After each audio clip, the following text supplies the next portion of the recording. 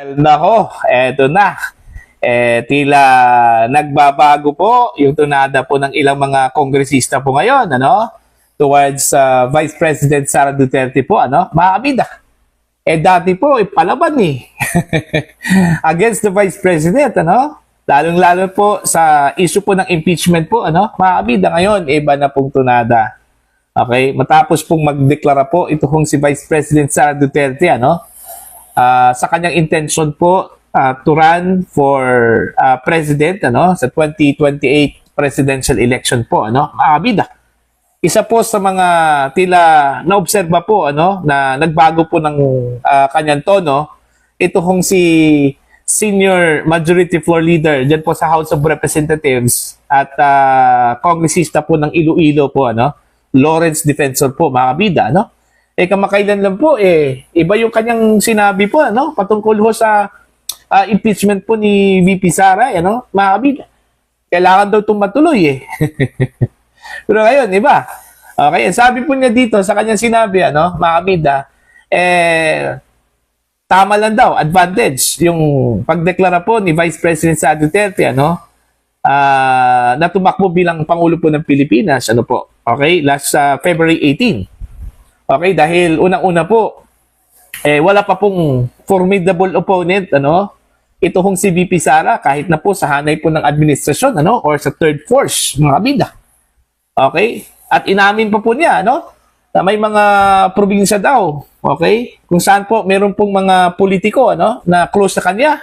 At medyo alanganin na bumoto kasi posibleng makaka-apekto po, ano? Mga kabida, yung pagboto po nila against Vice President Sara Duterte, most probably siguro ang tinutukoy niya dito, itong impeachment po, ano, mga kabida, sa kanilang political career.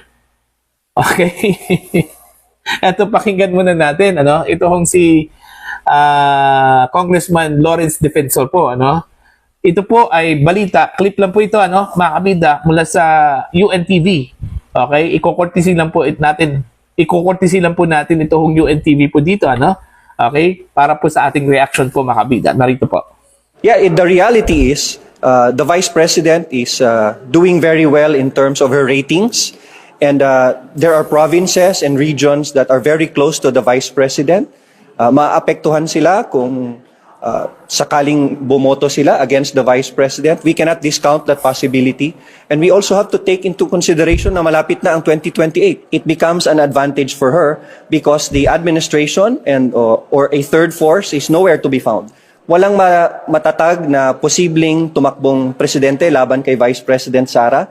Kaya pag-declare niya, sa palagay ko, it's a natural course for Filipinos to gravitate to the one who is doing well in their ratings. Kaya naging advantage. It depends on her intention, but it's clearly a sign that she's ready for 2028 and there is no one yet to go against her pagdating sa presidential election. Ayun! Malinaw po.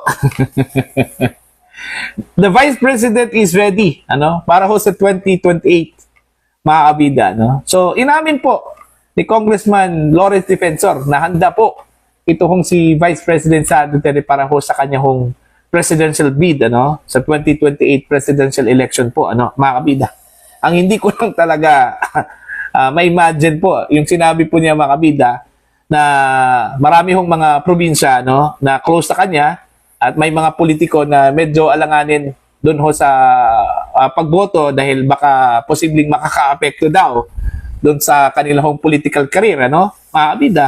So, it goes to show na posible pong maapektuhan po itong impeachment proceedings po, ano, diyan po sa House of Representatives. Kasi sabi po niya hindi daw niya pwedeng i-discount yon, yung possibility po, ano, mga kabida.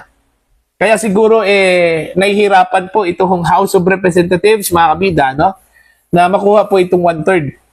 Okay, usually kasi pag gustuhin talaga ng House, lalong-lalo na po nung panahon po ni dating House Speaker Martin Romualdez po, ano, mga kabida. Okay? Kung saan po ay shinortcut po yung impeachment. Hindi na po dumaan doon ho sa Committee on Justice po, ano, mga kabida. Isang tawag lang po Okay? Nabuo yung 1/3. Sumobra pa nga mga kabida, no? Kaya nga, bigla hong umakyat sa Senado yung articles of impeachment. Hindi na po nagkaroon po ng hearings. Diyan po sa Committee on Justice po, ano? Mga kabida sa House of Representatives. Pero ngayon, iba yung nangyari ano? Okay? Siguradong dadaan daw ito sa Committee on Justice dahil hindi po nila ma-master ito kung 1/3 na mga miyembro po ng House of Representatives na pipirma doon ho sa articles of impeachment po, mga kabida. So, kailangan pong idaan sa proseso yon. So, matagal-tagal po ito, dahil kailangan hong susunod ito hong House of Representatives, mga kabida, doon ho sa bagong guidelines na siniset po ng Korte Suprema, mga kabida. Okay, maraming ngang nagsasabi baka mahihirapan daw pahirap daw itong impeachment proceedings laban ho sa Vice Presidente po mga kabida dahil ho sa bagong guidelines ng Korte Suprema. And then pangalawa, isa din sa mga rason kung bakit mabagal yung pag-usad po ng impeachment complaint ng Vice Presidente dahil siguro nasisense po ng mga kongresista mga kabida aside doon ho sa kanilang possible effect sa kanilang political career yung medyo alanganin daw yung ilang mga senador okay na boboto dito ho sa conviction against the Vice President mga kabida po. May narinig din ako mula sa isang kongresista, hindi ko lang po tiyak kung sino po yon. Basta yun yung parang nasisense daw ng mga kongresista mga kabida na medyo alanganin daw ang Senado dito sa impeachment proceedings po against the Vice President po mga kabida. Kaya ito kaya yung rason kung bakit bigla kong nagbago. Hindi naman po natin sasabihin na bumaliktad nagbago lang yung tono mga kabida mula sa pagiging palaban ngayon parang maamunto pa po mga kabida. Last time po, narinig ko po ito kung si Abante. Iba din yung kanyang tunada po, mga kabida. Sinabi po niya na kung ngayon po ang eleksyon, talagang mananalo po ito kung si Vice President Sara Duterte dahil ang lakas daw. Okay? Mga kabida. Okay? Alam daw niya. Okay? Kung gaano po kalaki yung suporta po ng publiko, kay Vice President Sara Duterte, mga kabida, po. Okay? So, dalawa na po sila. Sino pa kaya yung iba, na pwede hong magbago po yung tono, mga kabida. Okay? Mula sa pagiging sintunado, ngayon okay na yung tono nila. Alright? Mga kabida, po. Okay? Pasensya na po, Medyo natatawa lang po ako, dito ho sa kanila kong ipinakitang asal po ngayon, mga kabida, Kasi, kakaiba Iba yung kanilang actuation, Hindi po ako sanay na parang maamunto pa po. Okay, itong ilang mga mababatas po natin, mga kabida, po. So, titingnan po natin, kung matutuloy ba ito kung impeachment po, against the Vice President dyan po sa House of Representatives, po, mga kabida. Baka naman po pagdating dyan sa House Committee on Justice, during the voting, kung meron bang sapat na forma at saka substance, baka naman po babasura yan dyan. Dyan pa lang, mga kabida, hindi na po aabot doon po sa plenary, So, lahat po possible, Lahat po possible, po. Pero yung sa sinasabi po nilang baka uusad ito papuntang Senado, marami hong nagsasabi na baka alanganin daw, mga kabida. Mayroon ding nagsasabi po, na baka hindi daw itutuloy ngayon. Baka sa June daw ito, matutuloy. Dahil yung June daw, umpisa po yung, dahil sa June, umpisa po yan, ng preparation para ho sa budget deliberation po for 2027, mga kabida. So, dyan po magkakaroon po ng budget. Alam naman po natin, ano po ang ibig sabihin dyan, mga kabida, kasi po, nangyari na po yan noong election season, yung campaign period, bigla na lang pong nagkaroon po ng napakaraming pera yung mga mababatas po, mga kabida. Alright?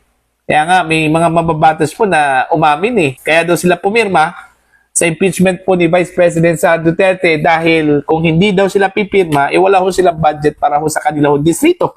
Although, yun po ay hindi po tiningnan po ng majority block dyan po sa House of Representatives bilang suhol, mga kabida. Okay? Yung napapalitang may kapalit daw na pondo yung pirma po ng mga mababatas. Pero ngayon, medyo tahimik eh. Silent eh. Bakit? Walang pera? Wala bang pera, Kaya nga, nahihirapan pong makuha po yung 1/3. Mga kabida, po? Okay, so titingnan po natin to, susundan natin yung impeachment proceedings, mga kabida, dyan po sa House of Representatives. Okay, kung matutuloy ba ito at iilan pa po yung mga mababatas na pwede hong magbago yung tunada po, mga kabida, Okay, aside dito ho sa dalawa, mga kabida. Hindi ko sinasabi, na bumaliktad po ito. Pero as I observe, at observation po ito ng ilan, nagbago yung kanilang tunada po, mga kabida. Medyo soft-hearted na po sila ay Vice President Sara Duterte dito sa kanilang mga sinasabi. Alright, para po sa inyong opinion at pananaw po, mga kabida, please comment down